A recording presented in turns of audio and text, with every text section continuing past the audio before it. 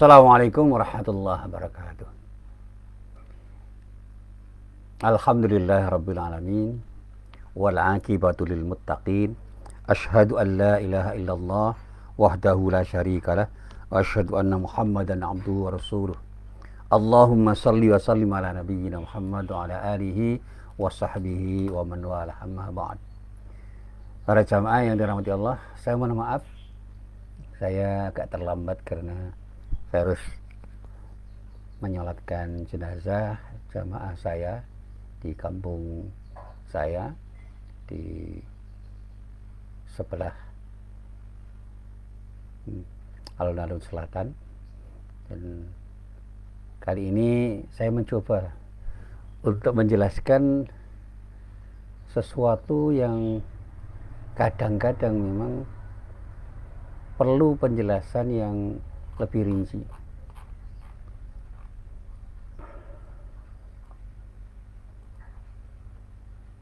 Di dalam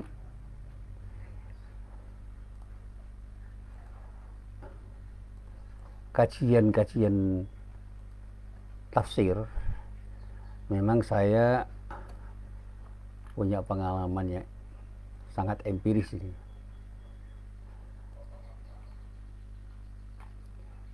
Ketika memahami ayat-ayat Al-Quran, ada beberapa kata di dalam Al-Quran itu yang memang harus dijelaskan maknanya secara rinci. Di samping kata itu rumit, kata itu memiliki konteks yang beragam. Di antara kata yang sering diucapkan tetapi sering kali difahami secara tidak tepat adalah kata ridho. Orang sering kali menyamakan kata biiznillah dengan izin Allah, dengan ridho Allah. Nah, orang sering kali mengatakan izin dengan ridho itu sama. Diizinkan apa tidak? Diizinkan. Diridhoi apa tidak? Diridhoi. Padahal izin itu sesuatu yang diberikan kepada siapapun, oleh siapapun, untuk tidak melarang. Ya, biasanya kalau kita bisa memahami, ada orang yang dibiarkan masuk dan tidak dilarang untuk masuk di sebuah tempat, itu diizinkan. Tapi kalau ridho itu diterima dengan lapang dada, sehingga mungkin saja orang diizinkan masuk, tapi sebenarnya orang yang menerima itu tidak menerima dengan sepenuh hati. Nah, disinilah kemudian orang mengatakan konsep ridho itu adalah konsep yang terkait dengan bagaimana orang dengan rela hati untuk menerima sesuatu. Nah, tapi untuk memahami lebih lanjut, mari kita mencoba untuk memahami makna ridho itu dengan pemahaman yang tepat. Nah, para jamaah yang dirahmati Allah, alhamdulillah saya sudah mendapatkan beberapa bahan untuk mengkaji dan menjelaskannya ketika saya mencoba untuk mencermati doa yang sering diucapkan orang. Nah, doanya ada dua lafal tetapi maknanya sama. Doa yang pertama, Allahumma a'udzu biridhaka min sakhatik. Kemudian ada lafal yang kedua, Allahumma inni a'udzu biridhaka min sakhatik. Ya. Dan saya teruskan doanya yang ini yang paling sering diucapkan, Allahumma inni a'udzu biridhaka min sakhatik wa a'udzu bimu'afatika min 'uqubatik wa a'udzu bika minka la uhsi thana'an 'alaika anta kama asnaita 'ala nafsik. Ini doa yang diambil dari kitab hadis Sunan Ibnu Majah, riwayatnya dari Ali bin Abi Thalib. Kemudian ada doa yang mirip, maknanya sama. A'udzu itu sama, kemudian tanpa kalimat, tanpa kata ini. Allahumma a'udzu biridhaka min sakhatik wa bi mu'afatika min 'uqubatik wa a'udzu bika minka la uhsi thana'an 'alaika anta kama asnaita 'ala nafsik. Yang artinya itu, adalah, ya Allah, aku berlindung dengan ridhamu dari bahaya murkamu, dan berlindung dengan ampunanmu dari bahaya hukumanmu, dan aku berlindung kepadamu dari azabmu. Aku tidak bisa menghitung pujian atasmu. Engkau adalah sebagaimana engkau memuji atas dirimu. Nah, kemudian makna atau arti yang lain, ya Allah, sesungguhnya aku berlindung dengan ridhamu dari bahaya murkamu, dan berlindung dengan ampunanmu dari bahaya hukumanmu, dan aku berlindung kepadamu dari azabmu. Aku tidak bisa menghitung pujian atasmu. Engkau adalah sebagaimana engkau memuji atas dirimu. Nah, ini pemahaman yang mudah dari doa ini adalah, kita ini kan sangat bergantung pada ridha Allah. Kalau tidak ridha, Allah tidak akan memberi sesuatu dengan kerelaan Allah.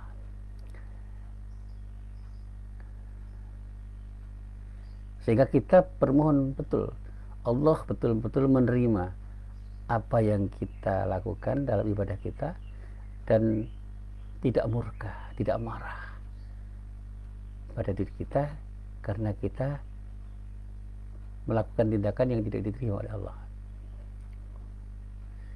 Dan karena kita ini yakin pernah bersalah dan pernah berdosa, maka kita mohon ampun kepada Allah dari segala macam bentuk hukuman yang sangat mungkin diberikan oleh Allah karena dosa-dosa kita. Dan betul-betul kalau kita bisa menghitung, pujian Allah itu nggak terhitung, karena terlalu banyak dan terlalu tinggi, terlalu besar. Ketika Allah memuji dirinya, maka sesungguhnya pujian Allah itu tidak terbatas. Dan ketika kita memuji Allah, pujilah Allah dengan pujian yang terbaik. Dan pada saatnya tahmid itu menjadi sesuatu yang kita lafalkan dengan satu kesadaran bahwa tidak ada yang lebih terpuji dibanding Allah, dan hanya Allah yang layak dipuji, karena yang lain itu tidak memiliki keterpujian sebagaimana keterpujian Allah Subhanahu wa Ta'ala. Sehingga Rasulullah selalu berdoa dengan doa yang seperti ini. Nah, para jamaah yang dirahmati Allah, kita ini patut bertanya pada diri sendiri, apakah selama ini kita sudah ridho terhadap Allah, ridho untuk berislam, dan ridho untuk menjadikan Nabi Muhammad SAW itu sebagai panutan kita. Dan pada saatnya, kenapa kita perlu memohon ridho Allah?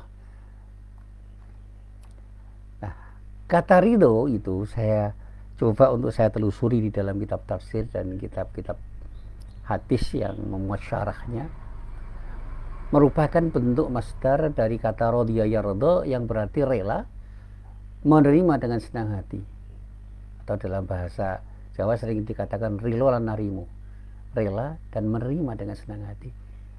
Cinta, merasa cukup, berarti lapang, yang dalam bahasa Jawa disebut legowo. Rilo, narimo, dan legowo. Kowe kudu rilo, narimo, dan legowo. Artinya apa?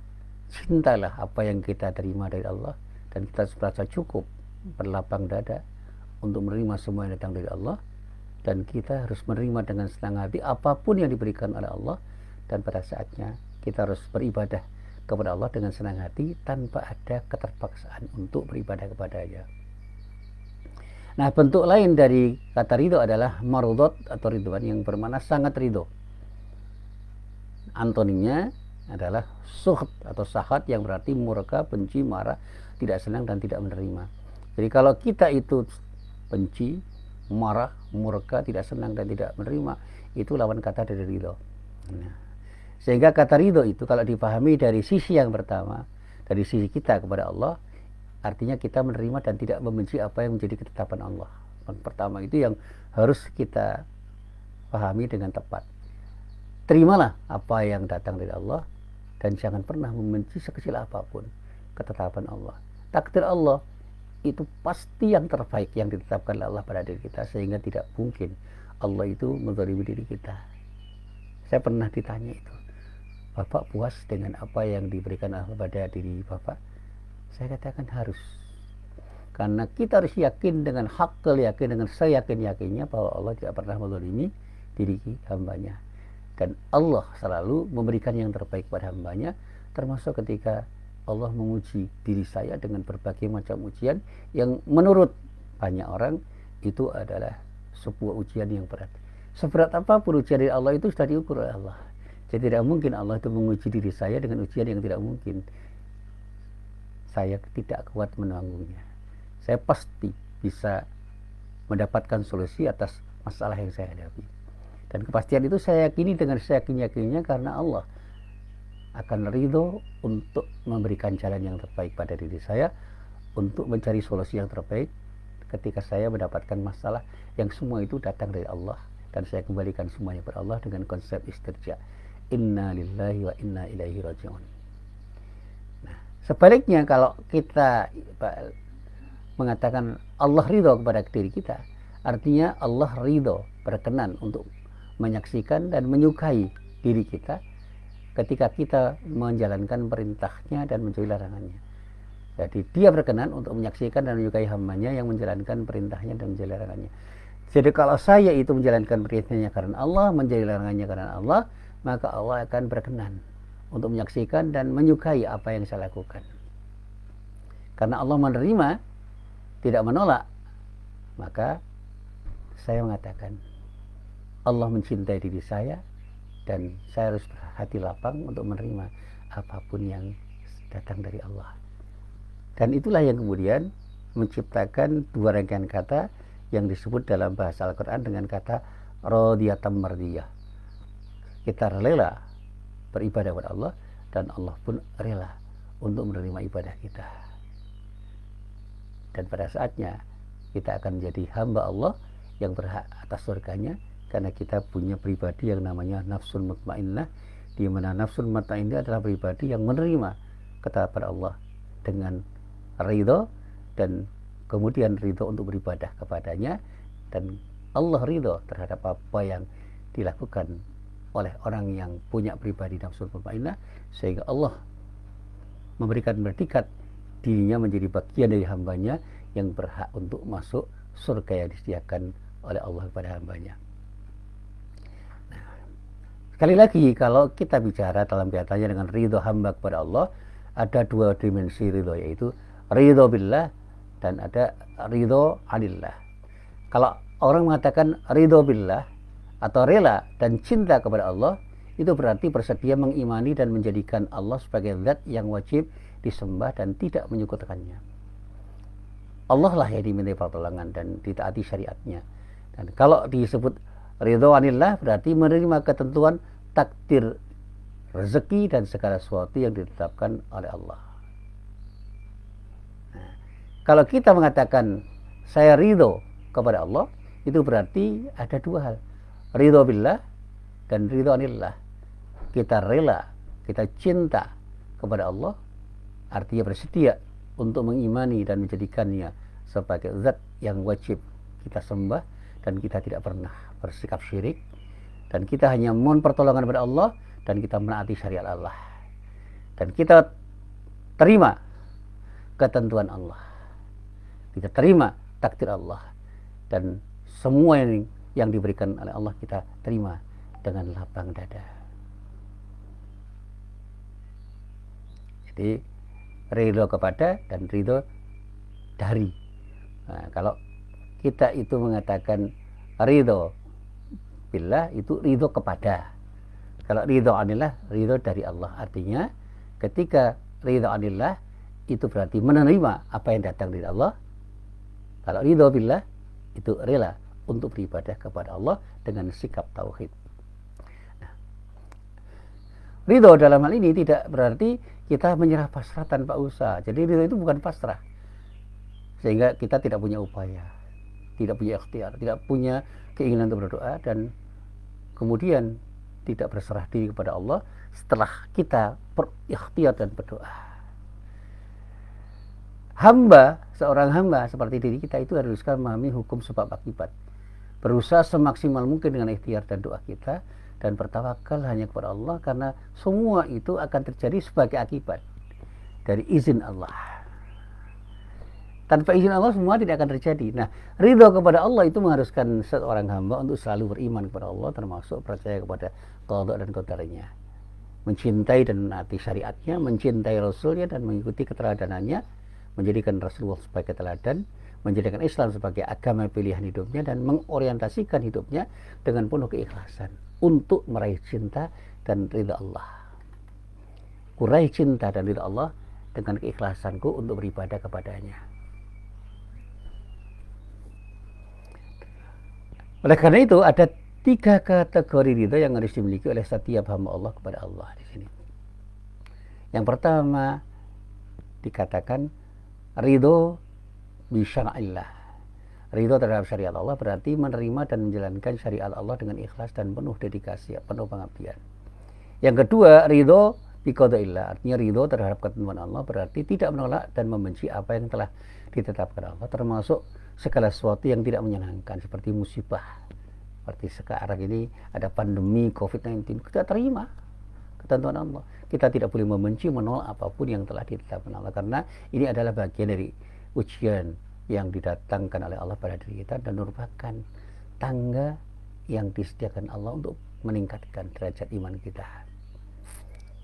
Saya itu pernah ditanya, Bapak masih ke masjid?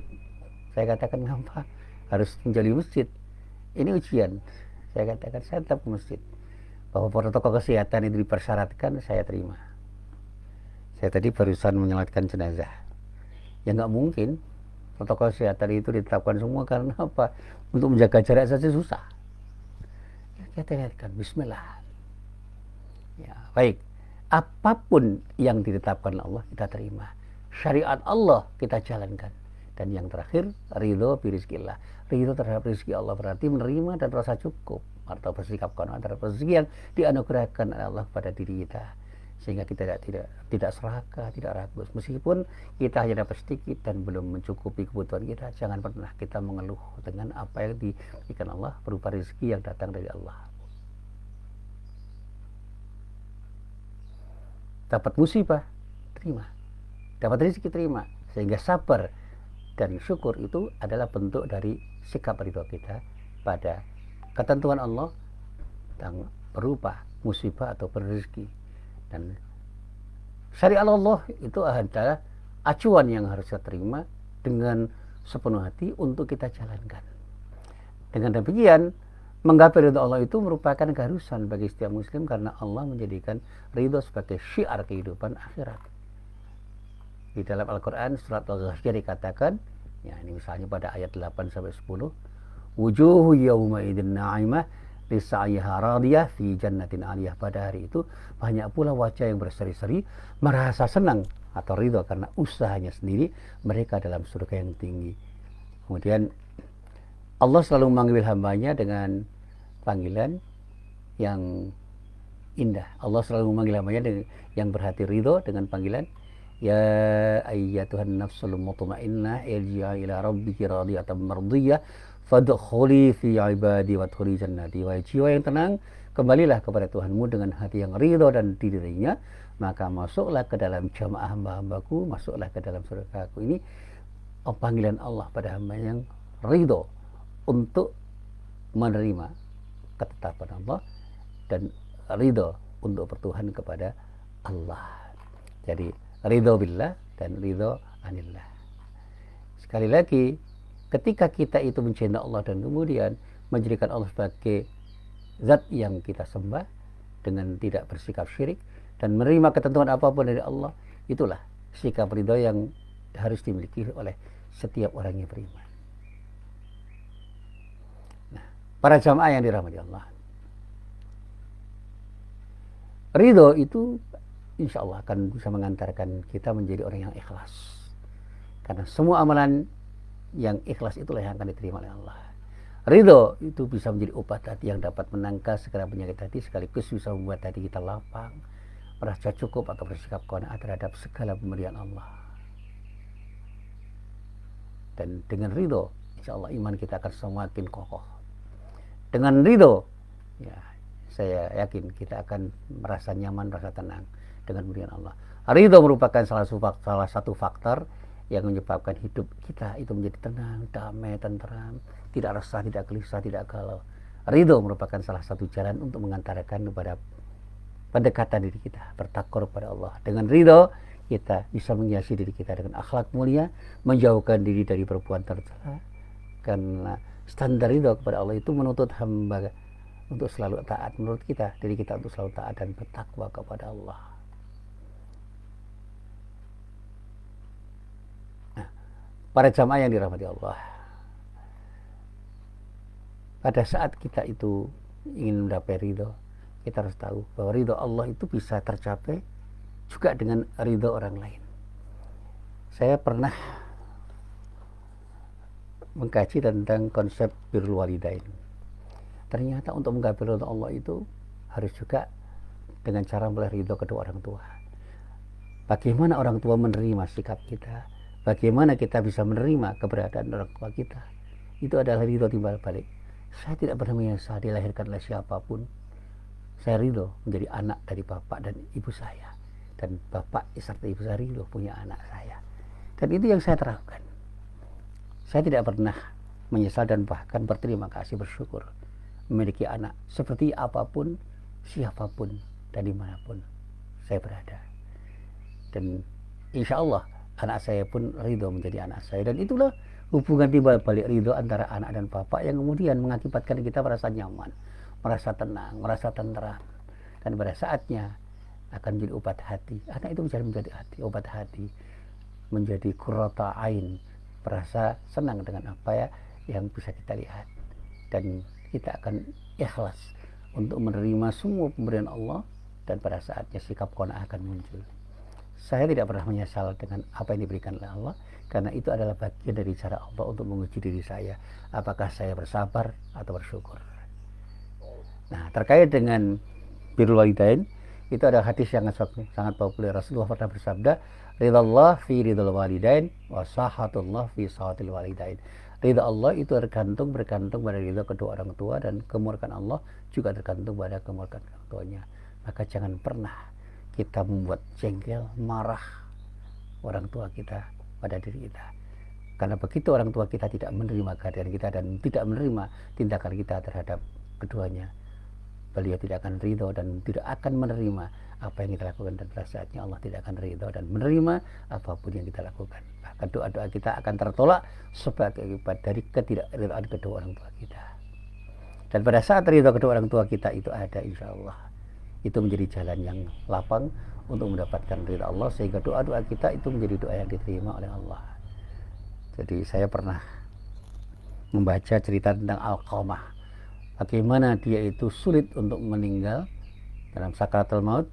Ternyata ibunya belum ridho karena pernah disakiti hatinya oleh Alqamah, padahal dia sahabat yang baik.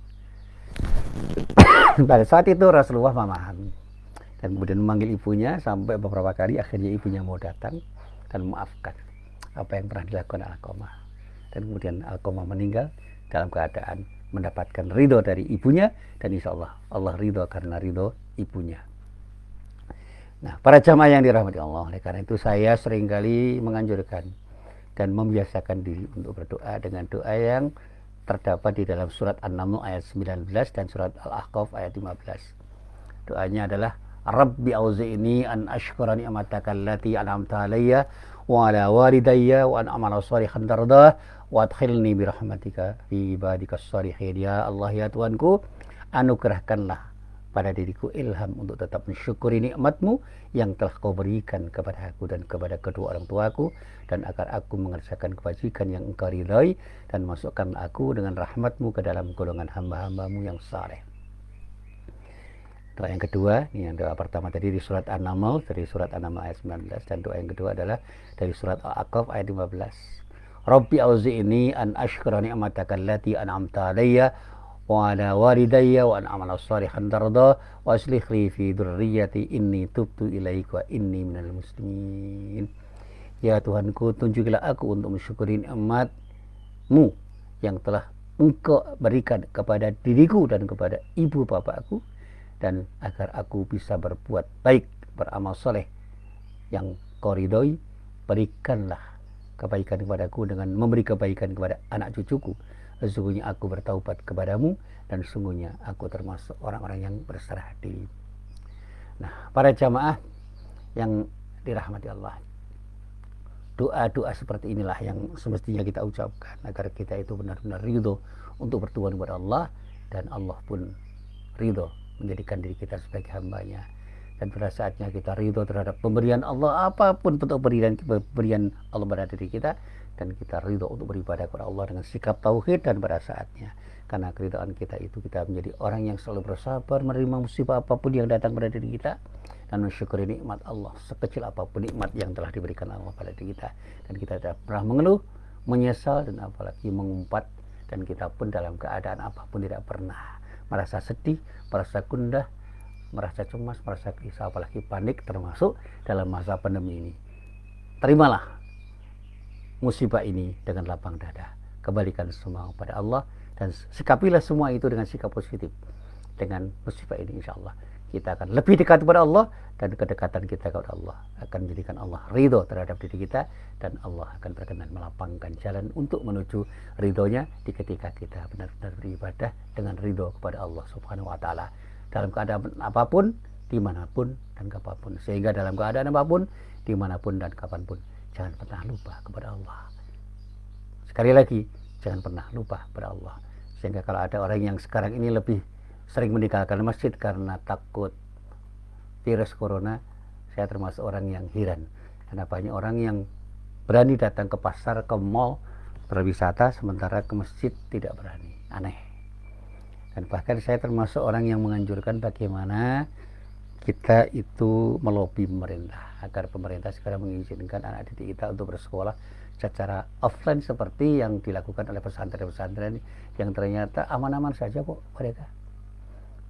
Saya berdialog dengan beberapa teman-teman saya alumni pesantren untuk mendapatkan informasi bagaimana kondisi pesantren-pesantren mereka. Mereka mengatakan alhamdulillah aman-aman saja. Nah, kenapa pesantren itu menjadi aman? Ya karena mereka berserah diri kepada Allah dan upaya mereka optimal untuk tetap mendekatkan diri kepada Allah dengan sikap yang tepat.